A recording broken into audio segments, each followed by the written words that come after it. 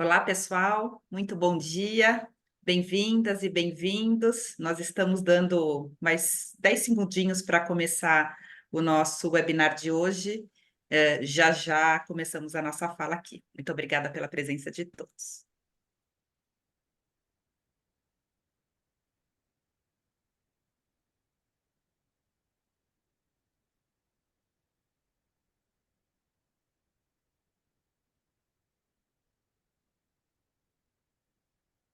Bom, 11h03, acho que podemos começar este webinar. Mais uma vez, bom dia, bem-vindas, bem-vindos.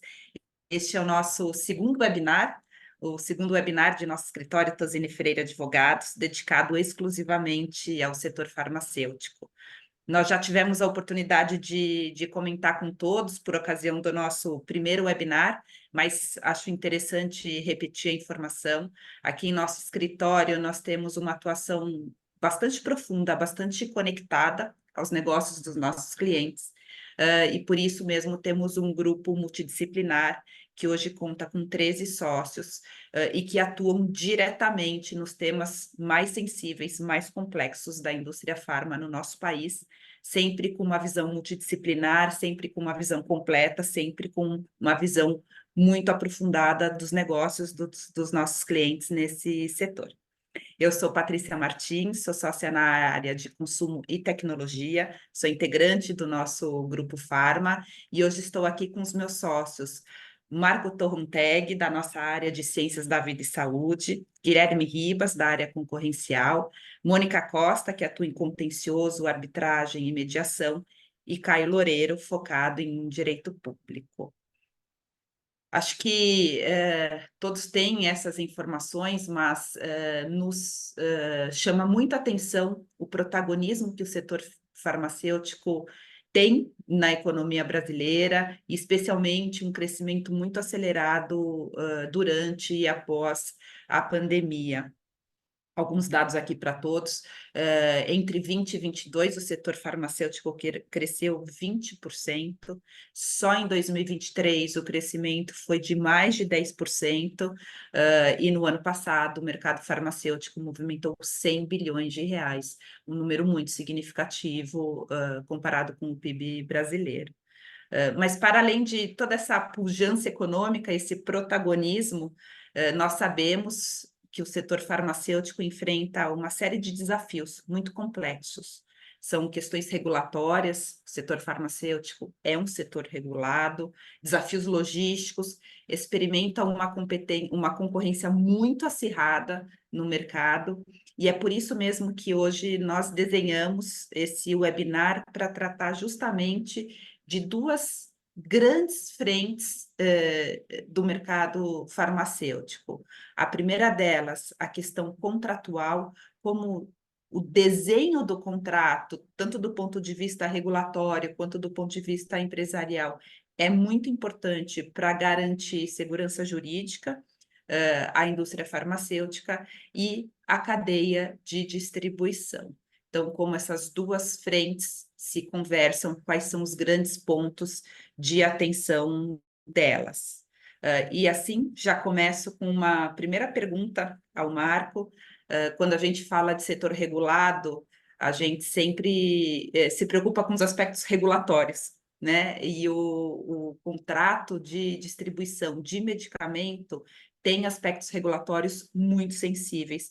Queria, Marco, por favor, que você comentasse os principais pontos de atenção, os principais aspectos que você vê que devem ser cuidados pelos nossos clientes quando da celebração de um contrato de distribuição com a sua rede. Por favor, Marco, bem-vindo.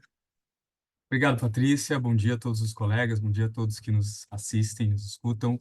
Esse tema é muito importante, como a Patrícia já mencionou, dando um contexto desse setor que é tão relevante para a economia do Brasil e tão relevante também para o direito, né? Porque a indústria farmacêutica e toda a cadeia de distribuição, ela exige muitos cuidados jurídicos, vamos dizer assim. Claro, Patrícia, existem aspectos regulatórios muito importantes para esse contrato. né? O primeiro deles é que o contrato seja bem escrito, bem detalhado, né?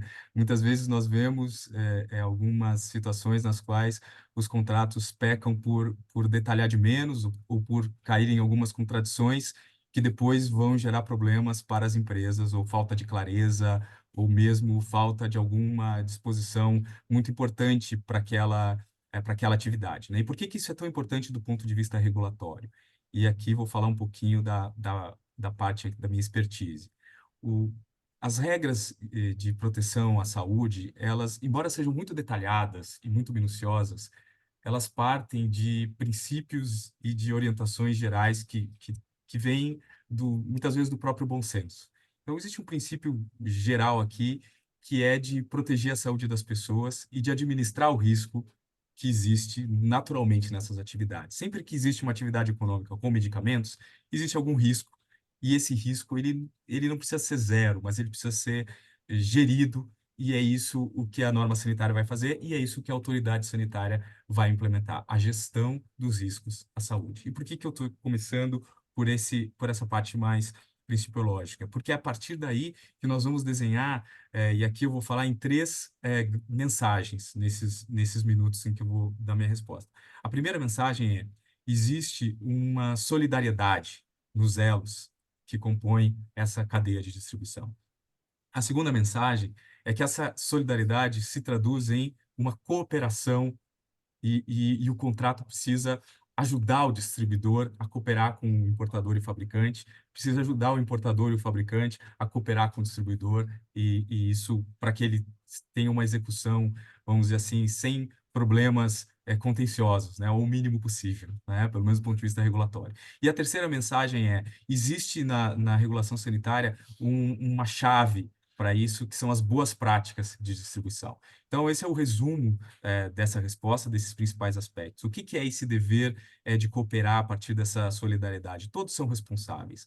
A vigilância sanitária considera que cada parte da cadeia de distribuição tem o dever de ser a vigilância daquele que o antecede e daquele que o sucede. É uma regra inteligente, porque não existem fiscais de vigilância sanitária para cada um dos contratos de distribuição que forem celebrados nesse continente, que é o Brasil, né? Um país de proporções continentais. Então, qual que é a regra?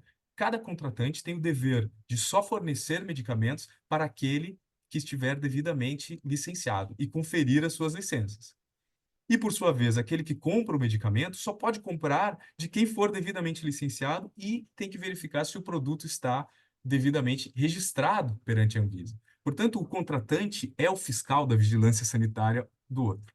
E isso não somente no momento da celebração do contrato, mas também durante toda a execução desse contrato. Então, contratos de longo prazo precisam prever esse tipo de mecanismo, e o que inclui, por exemplo, uma medida simples de ter um ponto focal regulatório previsto em contrato, para que haja uma comunicação diária ali, na mesma hora, ou imediatamente, ou nas 24 horas, e por aí vai. Então, essas medidas simples de execução do contrato precisam prever isso. Outro aspecto importante dessa cooperação é que, embora as normas de farmacovigilância sejam, na sua maioria, dirigidas ao titular do registro sanitário, que é o importador do produto acabado ou o fabricante nacional, o distribuidor, cada vez mais, ele tem um papel nesse contexto da farmacovigilância, do controle de qualidade e do pós-mercado. Então, a nossa norma de recall de medicamentos, e Patrícia e eu trabalhamos muito nisso, Patrícia do ponto de vista do consumidor, eu do ponto de vista regulatório, é algo do nosso dia a dia, inclusive já abordamos isso no outro webinar, né, Patrícia? Mas as normas de recall de medicamentos, elas estabelecem os deveres do distribuidor, de também ter o seu controle dos seus mapas de distribuição, de cooperar imediatamente, prestando as informações para aquele fabricante ou importador que realiza o recall. E existe, então, um conceito de síntese, que é essa terceira parte, que é o conceito de boas práticas de distribuição e armazenagem de medicamentos.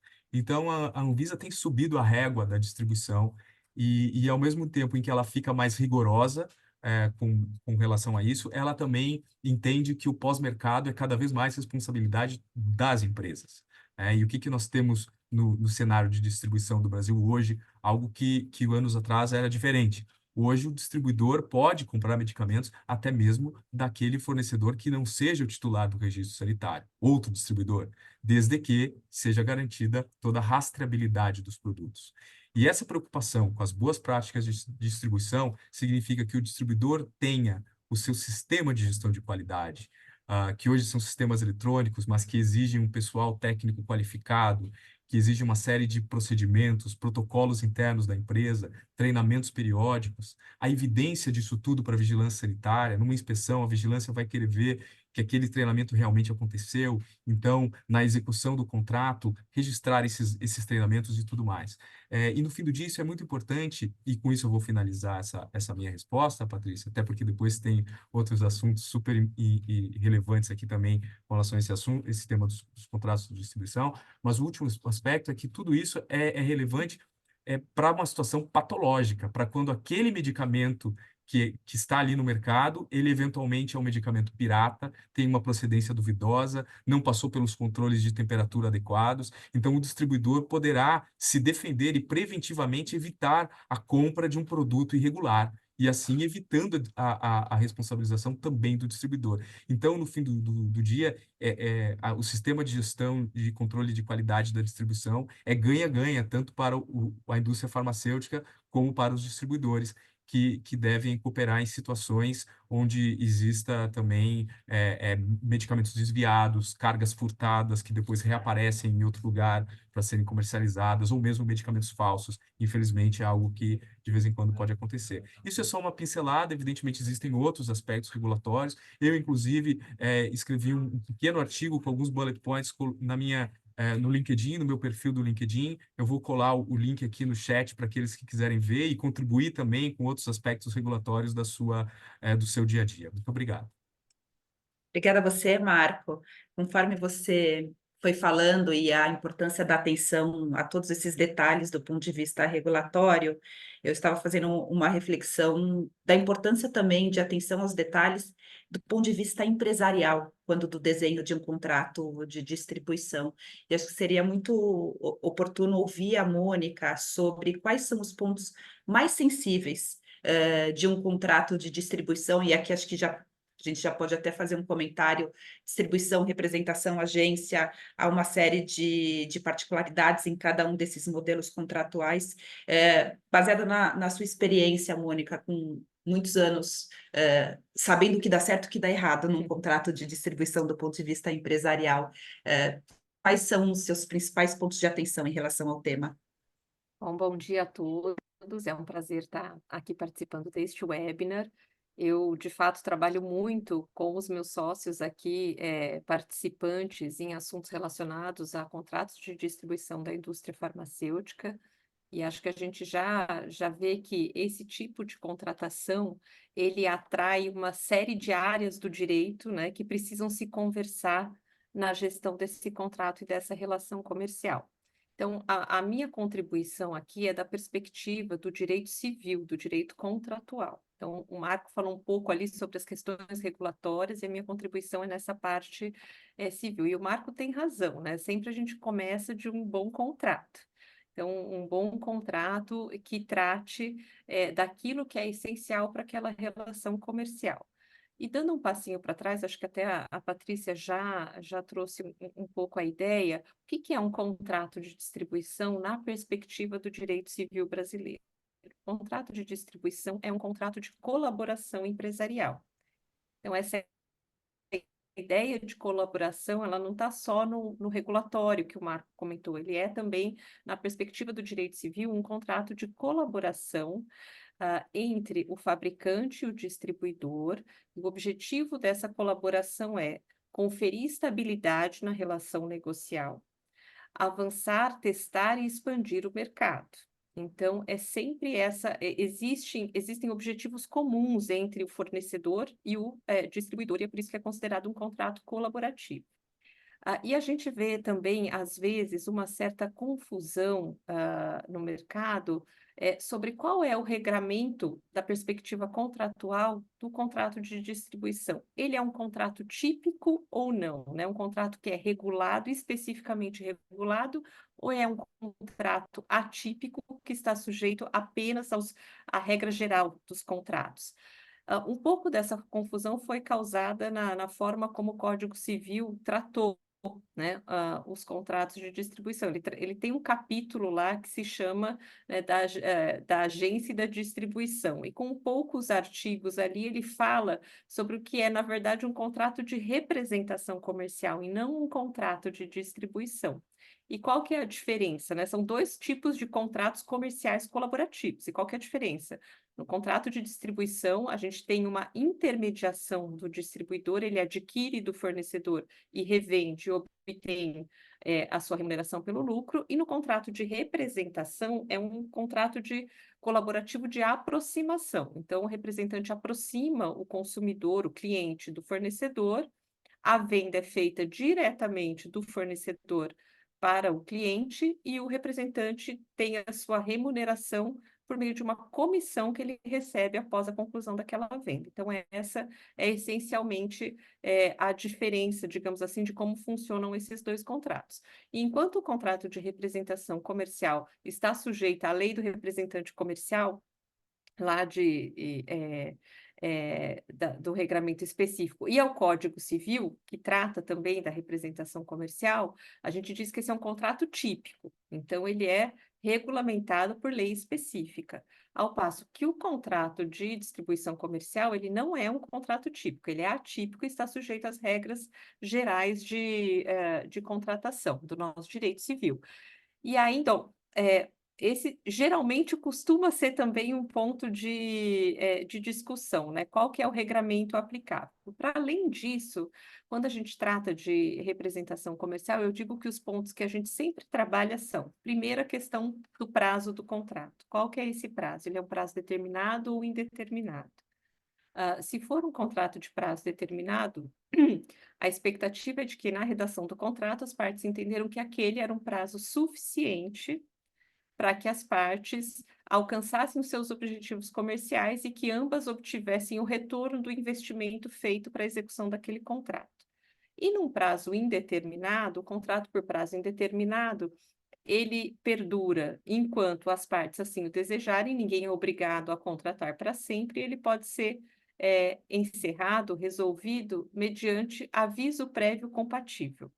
Então, isso é sempre uma discussão também nos contratos de distribuição. Qual que é o aviso prévio necessário para rescindir um contrato de distribuição sem justa causa, sem que isso enseje um direito de indenização?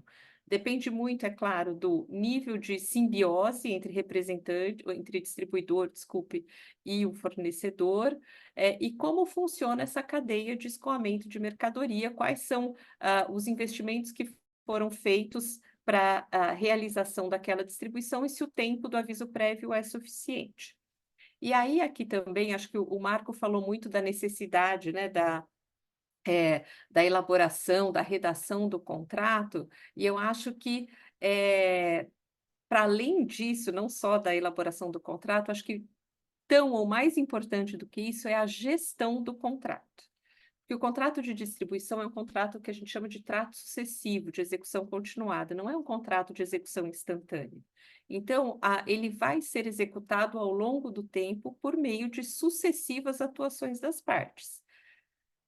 E no nosso direito, a prática pode modificar o que estiver escrito no contrato.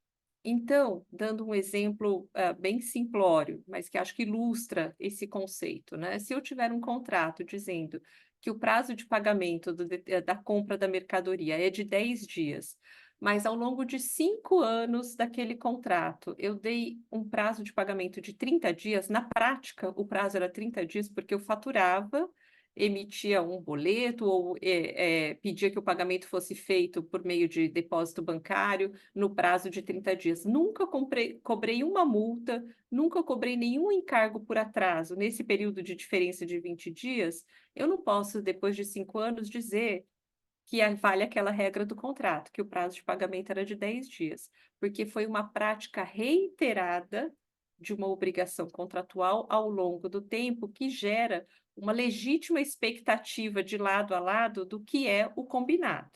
Então, não só o escrito é importante, mas a prática também é muito importante, de como se é feita essa gestão do contrato. E digo isso até porque, falando um pouquinho de prazo, né, também é muito comum a discussão, olha, o meu prazo desse contrato era de 5 anos, e aí, quando chegava perto ao prazo de expiração, o fornecedor fala, olha, está chegando perto do nosso prazo, eu não vou renovar, daqui um mês, digamos que seja uma notificação de 30 dias, o contrato está extinto. E aí o distribuidor pode voltar para o fabricante e dizer, não, mas era 5 anos, mas há 6 meses a gente fez uma reunião, você me pediu o meu plano de negócios para os próximos 2 anos, me pediu para eu ampliar a minha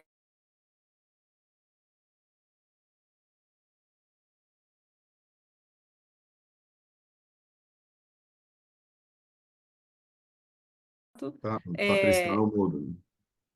você finalizaria esse contrato no prazo que a gente combinou. Então, é super importante que a prática do contrato seja coerente com o que está escrito. E se for o caso de alterar o que está escrito, é melhor fazer isso também por um aditamento ao contrato. Eu acho que esse sempre é um ponto de discussão nos contratos.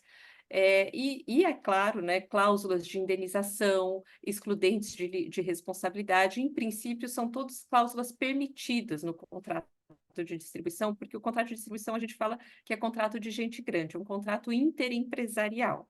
Então, que as partes conhecem o negócio e sabem o que elas estão contratando. Então, a cláusula de não indenizar ou de limitar responsabilidade, em princípio, ela é válida, mas com algumas exceções, né?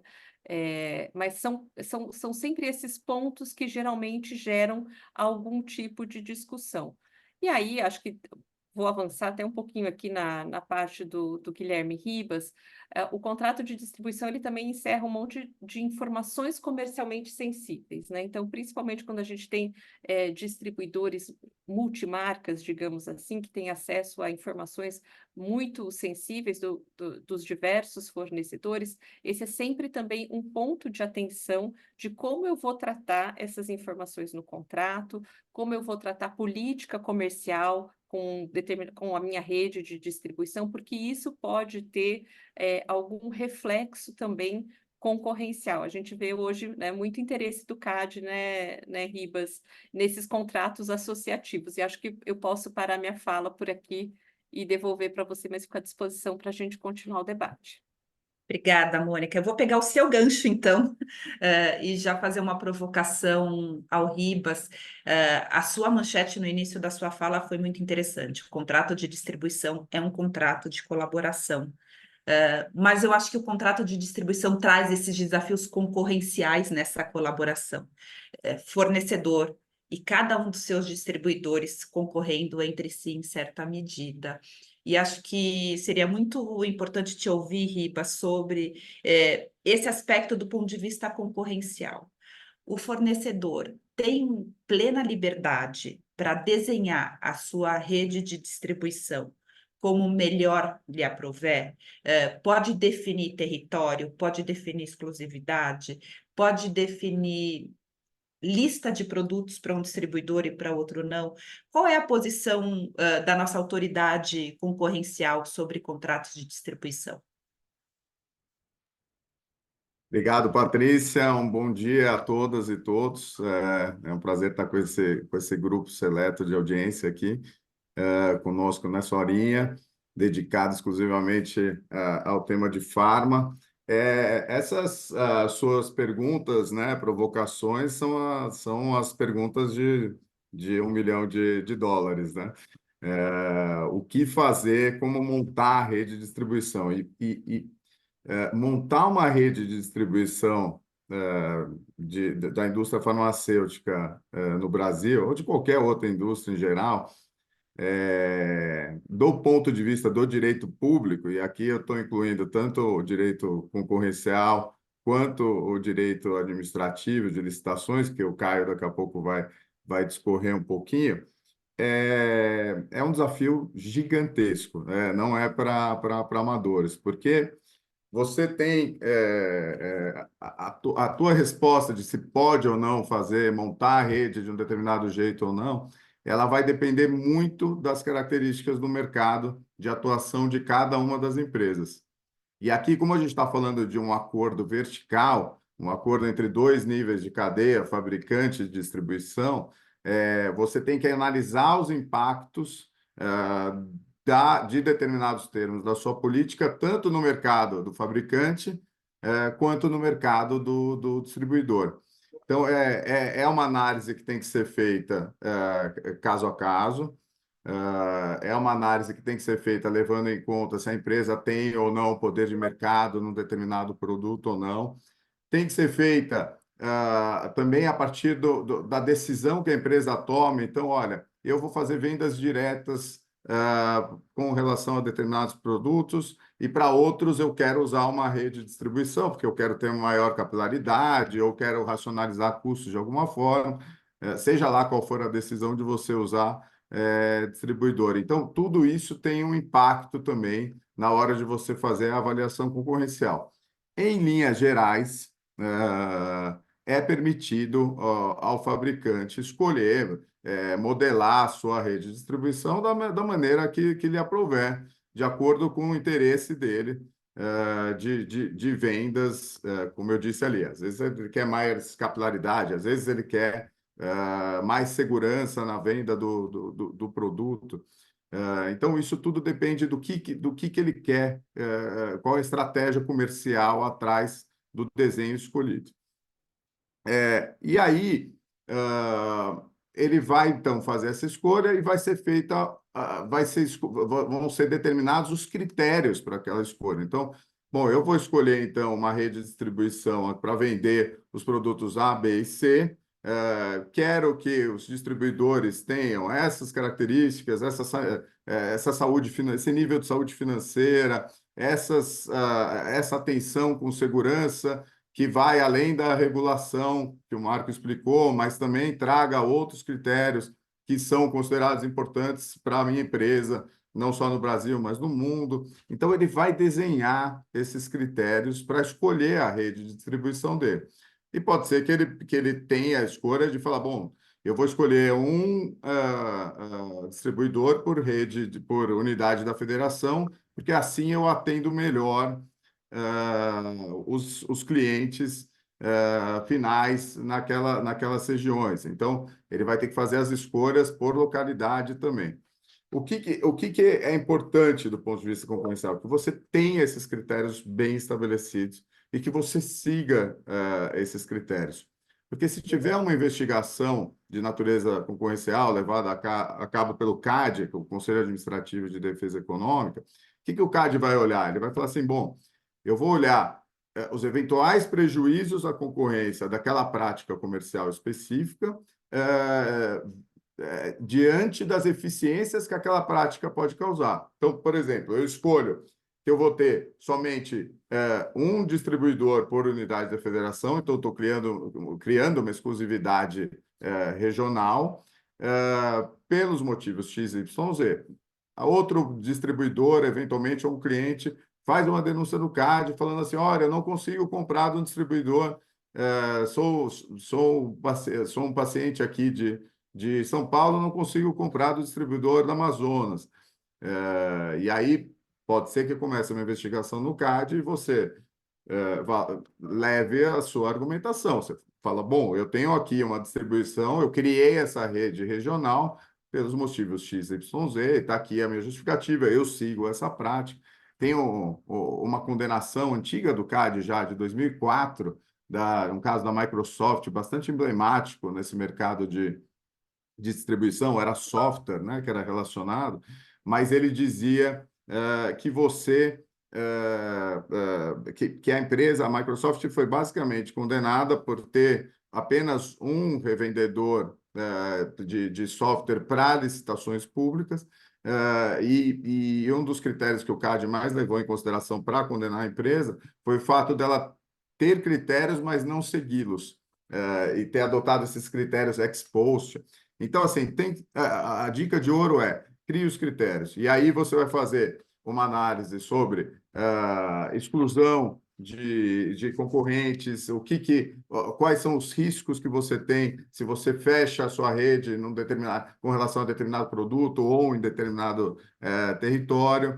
A questão de exclusividade, o que pode ser ou não permitido, se você vai tirar parceiros e distribuidores da sua rede, se não cumpridos os critérios, quais os reflexos disso, esse parceiro eventualmente pode pedir que você seja investigado por rompimento de contrato e com impactos concorrenciais. Então, tudo isso tem que ser examinado quando você faz a sua rede, monta a sua rede ou revisa a sua rede de distribuição, que é bastante comum. Só para pegar um gancho muito rápido no que a Mônica falou, essa prática, a indústria farmacêutica é conhecida por ter distribuidores multimarcas, né? A gente analisa aqui muitos contratos em que o distribuidor vende para o fabricante A, B e C, e às vezes produtos concorrentes desses fabricantes. A gente tem inserido cláusulas bastante protetivas do fabricante ou do distribuidor, depende do cliente, para deixar claro que o distribuidor que vai receber informações comerciais, outras informações sensíveis de cada um desses fabricantes, não vai, de maneira nenhuma, por conta das outras relações de distribuição, dividir essas informações com os outros fabricantes. O CAD tem investigado, condenou no ano passado pela primeira vez, e abriu uma série de investigações pelo que a gente chama de cartel hub and spoke, em que você tem um agente da cadeia, no caso aqui o distribuidor, conversando com agentes de outro elo da cadeia que são concorrentes entre si e que acabam trocando informação por meio desse distribuidor. Então, os fabricantes não teriam contato direto, mas eles conseguem ter acesso a informações sensíveis e, eventualmente, variar a sua estratégia comercial de acordo com as informações que recebem desse distribuidor em comum. Então, é um ponto para ter bastante atenção. Se os contratos que hoje vocês trabalham não prevêem esse tipo de cláusula, a gente acha que é bastante interessante passar a fazê-lo. Obrigada, Ribas. Ficou claríssimo da sua fala que, do ponto de vista concorrencial, a liberdade é a regra nesse desenho da rede de distribuição, desde que seguidos os critérios objetivos e a eficiência econômica. Mas eu queria ouvir o Caio. Em que medida, Caio, quando a gente fala em venda a governo, em venda para entes públicos, vale também essa regra no desenho da rede de distribuição, essa prerrogativa que o fornecedor tem de organizar o seu modo de venda no mercado privado é a mesma prerrogativa que ele tem quando a gente fala de venda a governo. E queria aproveitar o gancho e te ouvir também sobre a nova lei de licitações, como isso impacta a venda a governo no setor farmacêutico. Maravilha. Bom dia, Patrícia. Bom dia a todos. Prazer estar aqui com vocês. Na venda para governo, essa maior flexibilidade, vamos dizer assim, que o Ribas traz em relação à avaliação do CAD, ela é um pouco mais restrita, e isso muito em virtude do posicionamento do Tribunal de Contas da União. O TCU tem, por tradição, uma posição muito mais rigorosa, vamos dizer assim, sempre que ele analisa a relação entre fornecedor e distribuidores para vendas a governo.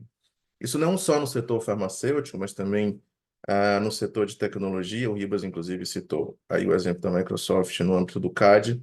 E no TCU também, muitas regras relacionadas ao relacionamento entre distribuidor e fornecedor, elas vêm também muito construídas a partir da avaliação do setor de TI, mas também replicam aí no setor farmacêutico. Então, o TCU tem uma preocupação muito grande com a competitividade das licitações.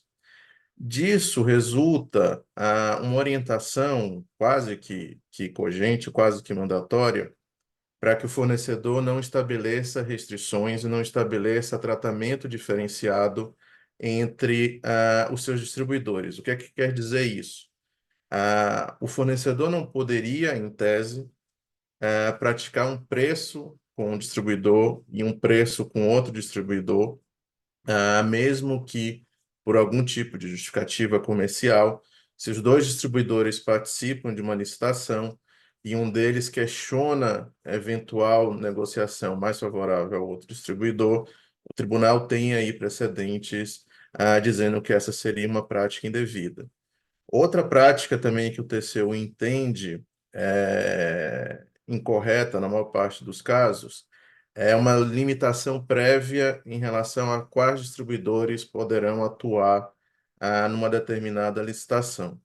Então, existem aí precedentes, por exemplo, de que o TCU veda e questiona decisões do fabricante que impedem que um determinado distribuidor participe de uma licitação em favorecimento a outro distribuidor. Então, a gente tem aí um arranjo um pouco mais restrito no âmbito de vendas para governo.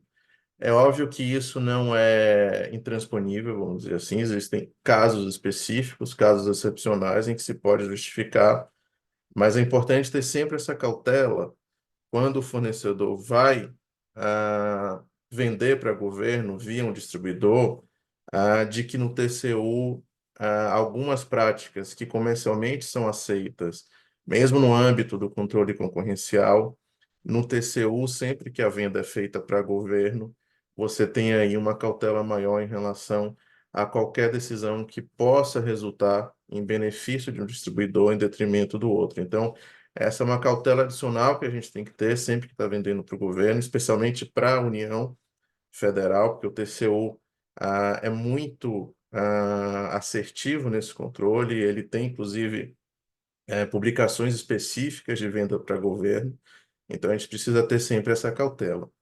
Passando um pouco para a nova lei de licitações, a gente tem algumas novidades interessantes. Só para contextualizar um pouco a vocês, em 2021 foi aprovada uma nova lei de licitações, ela revoga todas as 3 leis principais, vamos dizer assim, que a gente tinha, então a Lei 8666, a Lei do Pregão e a Lei do RDC, e a partir de 1º de janeiro desse ano, essas 3 leis foram efetivamente revogadas.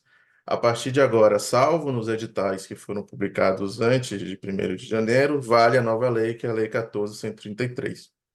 E ela traz bastante coisa nova, especialmente no fornecimento de bens para o governo, e aí inclui também medicamentos.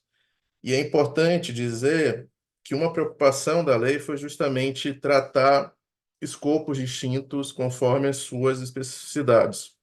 Então, na lei anterior, a gente não tinha um cuidado muito grande em relação a existir disposições específicas para a venda de bens, para a realização de obras, enfim, era tudo tratado mais ou menos como a mesma coisa.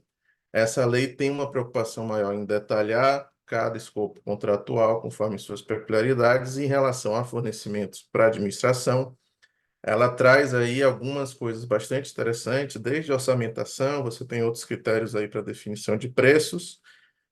É óbvio que no setor farmacêutico a gente tem aí uma especificidade maior que a tabela da CEMED, pode falar melhor do que eu, mas a lei também traz aí requisitos específicos para a orçamentação dos contratos. E especificamente eu destaco aqui, a lei por si só daria aí uns 3 webinars desse, mas só para não passar meu tempo aqui, eu destaco 2 dispositivos específicos que a gente ainda vai ter que aguardar um pouco para ver como a administração vai se comportar e especialmente como os órgãos de controle vão se posicionar em relação a isso. É uma lei nova, como toda lei nova, ela leva aí um tempo de amadurecimento para a gente conseguir entender de que maneira os seus dispositivos vão ser aplicados na prática. O primeiro deles tem a ver um pouco com essa relação concorrencial, porque a lei permitiu agora expressamente que na venda via distribuidor, a administração possa exigir dos participantes uma carta de solidariedade do fornecedor, algo que na jurisprudência do TCU, novamente, não era muito bem visto. O TCU entendia que essa carta, inclusive, poderia gerar uma restrição à competitividade, porque aí o fornecedor poderia dar só para um distribuidor, e aí o distribuidor que não tivesse essa carta seria prejudicado. A lei nova traz especificamente essa disposição, e aí ela traduz uma preocupação grande do lado do fornecedor, porque pela solidariedade, a gente não sabe ainda como isso vai ser interpretado, mas em tese o fornecedor poderia responder, inclusive, por falhas no fornecimento do seu distribuidor. Dentro do conceito geral de responsabilidade solidária, a gente teria aí uma abertura para que a administração fosse acionar diretamente o próprio fornecedor se houver algum tipo de falha pelo distribuidor que está vendendo diretamente ao governo. A gente não sabe ainda como esse conceito de solidariedade, como essa carta vai ser entendida e aplicada tanto pela administração como pelos órgãos de controle, mas é um ponto de atenção aí para os próximos meses. E o outro ponto também, que é bastante interessante, a lei traz um dispositivo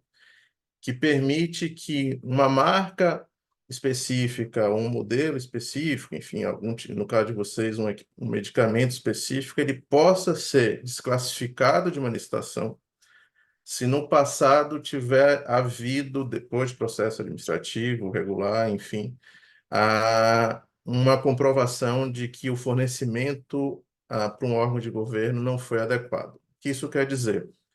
Se um determinado fabricante, um determinado distribuidor tiver havido algum problema num contrato anterior celebrado com a administração, numa licitação, a administração que está licitando tiver conhecimento desse fato, ela pode iniciar um processo administrativo e, eventualmente, desclassificar o fornecedor ou distribuidor em virtude dessa falha do passado. Então, aqui a gente tem algo muito mais invasivo, vamos dizer assim, do que a ideia de declaração de idoneidade. Você não precisa ter uma sanção aplicada, basta que a administração comprove que houve uma falha anterior e aí decida, depois de um processo administrativo, por desclassificar um concorrente. Então, é óbvio que isso vai gerar uma preocupação muito grande nas empresas, porque qualquer falha anterior vai poder ser utilizada por um concorrente e pela administração para desclassificar um determinado produto numa licitação. Então, a gente vai precisar entender como é que esse dispositivo vai ser aplicado para a administração, quais vão ser os freios e ajustes que, eventualmente, o TCU, os tribunais de contas e o próprio Poder Judiciário vai utilizar em relação a essa prerrogativa que a administração tem, até porque, no limite, ela pode acabar sendo utilizada de maneira indevida como uma forma de direcionamento da licitação. Então, a administração pode pegar qualquer pequena falha no passado e, se for a intenção dela desclassificar um determinado licitante, ela utiliza essa falha para desclassificar esse licitante e aí permitir que um outro tenha condições mais vantajosas de competir e, eventualmente, ganhar esse contrato. Então, esses são dois pontos específicos, Patrícia, que eu resolvi trazer aqui, porque eles causam aí alguma comoção e ainda existe muita dúvida em relação ao alcance que eles vão ter e de que maneira eles vão ser interpretados. Mas a lei,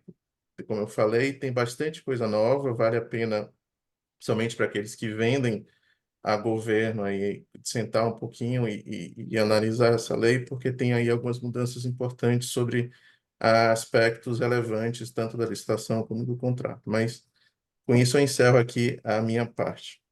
Muito obrigada, Caio. Já fica aqui anotada a sua sugestão para a gente ter um próximo webinar só sobre venda a governo. Teremos logo mais. Ouvindo você falar, e na verdade ouvindo todos, Marco, Mônica, Ribas e você, acho que fica muito evidente a importância da gente ter um grupo multidisciplinar, né? Todas as discussões são multifacetadas, há muitas visões para um mesmo problema. E acho que reforça muitíssimo a importância da assessoria jurídica para as empresas ter essa visão completa. Acho que esse webinar é evidente a razão de ser do nosso grupo. Nós temos algumas perguntas aqui no chat, por favor, quem tiver outras perguntas, fique à vontade para fazer. Se não der tempo da gente cobrir todas elas, nessa hora de hoje, nós entraremos em contato com todos para discutir um pouco as respostas. Mas a primeira pergunta diz respeito ao Marco e ao Ribas e envolve o tema de precificação de medicamentos, a rede de distribuição. Um dos questionamentos, Marco, é como funciona a regra de preço da CEMED, o impacto que isso tem na rede de distribuição. E para o Ribas, uma pergunta bem sim ou não: o fabricante pode impor o preço de revenda e margem de lucro ao seu distribuidor? Pode, não pode? Mais ou menos, por favor, Marco, Ribas. Tá bom, vou começar aqui, depois passo a bola para ti, tá, Rita? Interessantíssima essa pergunta. Como funciona a precificação para o distribuidor na regra CEMED? Eu vou responder de duas formas. Como funciona e como não funciona, tá? Então, como é que funciona? A lei que criou a CEMED, ela define o comércio atacadista como representante ou distribuidor, na linha do que a Mônica já explicou para a gente dos conceitos e das distinções entre os tipos contratuais. Muito bem. Aí a CEMED, ao regulamentar isso, ela estabeleceu, isso no âmbito infralegal, três conceitos de preço. Preço fábrica, preço máximo de venda a governo, que é o preço fábrica com desconto de 21,53%, que é o preço para as licitações, para as compras públicas, e o preço máximo de venda ao consumidor, tá? Que é o preço do varejista, das drogarias. Muito bem. Então, não existe um preço distribuidor. Não existe esse conceito da CEMED, né? Existe o PF, não tem o PD, né? Brincando aqui. O que a CEMED interpreta?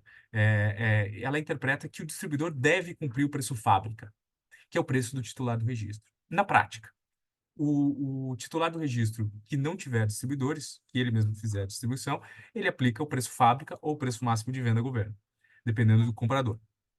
Se o titular do registro, fabricante ou importador, se utilizar de uma cadeia de distribuidores para fazer o seu negócio no Brasil, o que é absolutamente comum, então ele não vai poder aplicar o preço fábrica, ele vai ter que negociar uma margem, porque na prática o preço fábrica ele é o teto do distribuidor. Então presume-se que, por uma lei econômica, que o distribuidor adquire esse medicamento por um preço inferior ao preço fábrica, né? Essa é a resposta objetiva para essa pergunta. Mas, se eu puder colocar uma pimentinha nessa resposta, existe uma discussão sobre o custo logístico, né? Então, o Brasil é um país, como eu já mencionei, de proporções continentais. E a consequência disso é que é muito caro, muitas vezes, você entregar um medicamento nos rincões desse país. E em algumas situações, alguns medicamentos, eles são de grande volume, ou mesmo que não sejam de grande volume, eles exigem uma cadeia fria, cuidados térmicos ou cuidados adicionais. Então, para alguns medicamentos, o custo logístico é ainda maior do que o custo do próprio produto. E isso torna extremamente difícil o acesso à saúde em muitas regiões do país que ficam longe dos centros de distribuição, dos gargalos logísticos e tudo mais. E por que isso, em parte, acontece? Por conta de uma interpretação também da CEMED, e aqui vou usar uma analogia do comércio internacional, dos Incoterms, né, como se fosse um preço CIF, né? Então, analogamente, né? Ou seja, o distribuidor ele tem que e o fabricante, o importador, eles têm que assumir o custo logístico como parte do seu preço, né? Veja que isso não acontece no preço máximo de venda preço máximo de venda ao consumidor, perdão, quando o consumidor compra na drogaria por via remota, né? O consumidor que compra um medicamento daqueles, desde que permitido, né? Aquela compra por via remota, por plataformas ou por website, enfim, delivery, ele paga o frete, além ele paga a entrega, além do produto, né? Então, por que não poderia acontecer a mesma coisa na cadeia de distribuição, de modo que a CEMED interpretasse isso não necessariamente como CIF, mas talvez como FOB, né? Então, quem vende poderia aplicar o preço fábrica, o preço máximo de venda a governo, e além disso, dizer, olha, tudo bem, esse é o preço do medicamento, mas além disso tem o custo logístico, o custo do frete. Essa é uma discussão e é uma discussão que não é simplesmente uma discussão econômica, essa é uma discussão muito importante, e porque essa é uma discussão sobre acesso à saúde. Mas já falei demais. Ribas, passo a bola para ti. Obrigado. Obrigado, Marco. Acho que a pergunta que veio para mim aqui sobre fixação de preço de revenda, ela é um dos dois principais temas que a gente vê quando fala de precificação no mercado farmacêutico, né? O outro também, vou só comentar rapidamente, porque eles aparecem meio juntos, né? É sobre descontos, né? Então, vira e mexe, a gente recebe consulta e fala, puxa, minha área comercial quer fazer o seguinte, desconto e posso ou não do ponto de vista concorrencial, né? Então, assim, respondendo à pergunta sobre fixação de preço de revenda, não pode. Essa é uma prática vetada, investigada, condenada pelo CAD, autoridades de concorrência mundo afora. O distribuidor é uma empresa independente, um ente independente, você não pode determinar qual que é o preço dele, qual é o preço, qual é a margem dele. O que você pode fazer, e é feito e legítimo e reconhecido pelo CAD, é recomendar um preço de venda. Isso vale também na relação do distribuidor com as farmácias e assim por diante.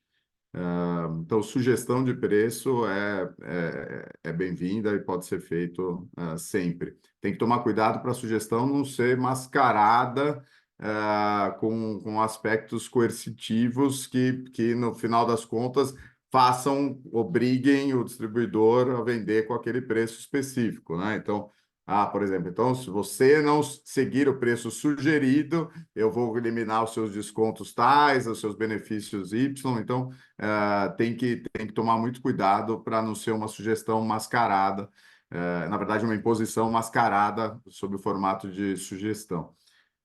E o outro ponto, só para comentar, porque ele aparece bastante nessa indústria, é a questão de descontos. Normalmente, as empresas têm a política comercial delas bem delimitada.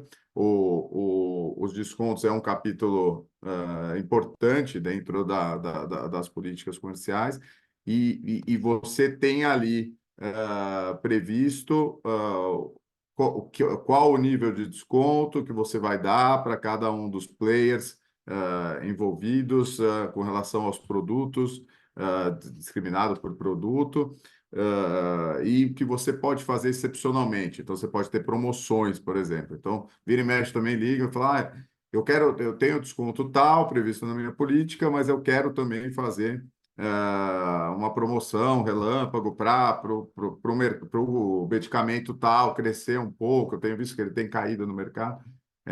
Promoções também podem ser feitas. Promoções tem que tomar cuidado com o aspecto temporal dela. Ela tem que ser num período bastante limitado. Você não pode ter promoções renovadas a cada 6 meses e durando 10 anos, né? Isso não é uma promoção. Mas os descontos, especificamente, é importante, de novo, você ter critério, você ter as regras e seguir as regras. A consistência, a uniformidade, ela é importante para a proteção quando tem uma investigação concorrencial. E elas acontecem mundo afora.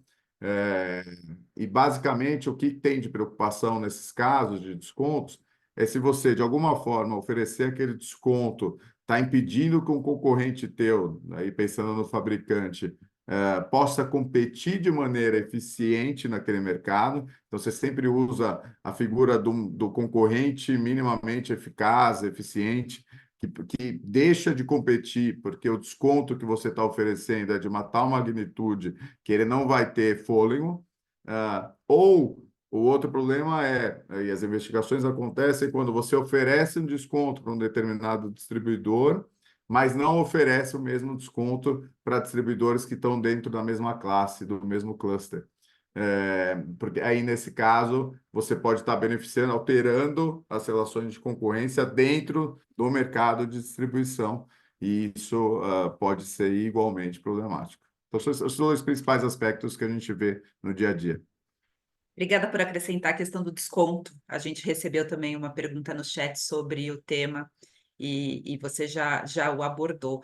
Acho que a gente tem tempo para mais uma pergunta, e essa pergunta é direcionada para a Mônica sobre o aspecto empresarial e a questão do término de um contrato de rescisão. Mônica, duas perguntas para você. Primeira, se tem um prazo legal obrigatório de aviso prévio a esse momento de término do contrato de distribuição. E se houver, mas não for seguido esse prazo de aviso prévio, quais são as consequências jurídicas? Bom, prazo legal, a gente não tem nenhum prazo na lei dizendo que um contrato de distribuição precisa de um aviso prévio de X dias, mas a gente tem alguns parâmetros, né? Então, como muitas vezes também o contrato de distribuição, ele é, de certa forma, eu acho que até equivocadamente, né? Usado, comparado com o contrato de representação comercial pela jurisprudência, às vezes a gente vê que na falta de uma imposição legal, os tribunais às vezes usam como alguns parâmetros a lei de representação, que é super detalhada em tudo que pode e o que não pode fazer, como um parâmetro, né? Não que ela seja aplicada ao contrato de distribuição, mas usam como uma referência, a meu ver, equivocadamente. Então, a gente tem na lei de representação comercial, fala que o prazo mínimo é de 30 dias, mas o Código Civil, quando trata do contrato de representação comercial, fala que o mínimo é 90 dias. Então, esses daí são, digamos assim, alguns parâmetros. É claro que o ideal é que o contrato preveja qual que é esse aviso prévio de rescisão, né? Então, se o contrato trouxer essa previsão, é aquele que deve ser seguido. E é claro que na elaboração ali do contrato, você vai pensar qual que aquele aviso prévio que vai ser inserido no contrato é o adequado para aquele tipo de relação comercial. E aí a gente está falando, é claro, da rescisão sem justa causa, né? Aquela rescisão que não quero mais continuar com esse distribuidor, com esse fornecedor, vou rescindir. Quando a gente tem uma causa para rescindir, aí a gente pode ter até causas que são tão graves que habilitam a uma rescisão imediata, sem aviso prévio, né? Ou causas que, olha, que vão dar um período de cura, geralmente isso é tudo regulado no contrato, né? Quando é cláusula, quando é inadimplemento de pagamento, tem um período de cura, e se alcançar determinado valor, pode rescindir, mas não existe na lei nenhum prazo. E aí depende muito de qual que é a conduta que está sendo adotada. E aí, qual que é a consequência, né, de não seguir esse prazo? Duas alternativas. Aquele que está sendo o terminado, o rescindido, pode ir a juízo, pedir a manutenção do contrato pelo período que seria o correto, que seria o de necessário aviso prévio, ou a respectiva indenização. Então, ou se mantém o contrato para que haja uma transição e não haja prejuízos decorrentes daquela rescisão imediata, ou se paga uma indenização diante desses prejuízos experimentados. Basicamente, essas duas alternativas. Obrigada, Mônica. Acho que nós já estamos chegando ao fim da nossa hora programada aqui para esse bate-papo. Queria te agradecer, Mônica, ao Caio, Marco, Ribas, e especialmente nós agradecemos a presença de todos vocês aqui no nosso webinar. Tivemos o objetivo hoje de fazer algumas grandes provocações, trazer alguns grandes insights sobre o tema contratos e rede de distribuição no setor farmacêutico. Claro que esse é um papo absolutamente preliminar, a gente está absolutamente à disposição de todos vocês para aprofundar qualquer aspecto e tantos outros do setor farmacêutico. E muito em breve nós devemos ter mais um webinar sobre agora o tema já sugerido pelo Caio, de vendas a governo e outros temas correlatos. E relembro mais uma vez que o Marco, em adição a todas essas nossas provocações, fez um post no seu LinkedIn, no seu perfil do LinkedIn, com alguns insights adicionais, e a gente sugere que todos vocês se conectem com o Marco e com todos nós nas nossas redes sociais para acompanhar o tema. Muito obrigada mais uma vez, tenham todos uma boa tarde. Até logo. Boa tarde, obrigado. Tchau, tchau. Boa Obrigado, tarde. tchau, tchau.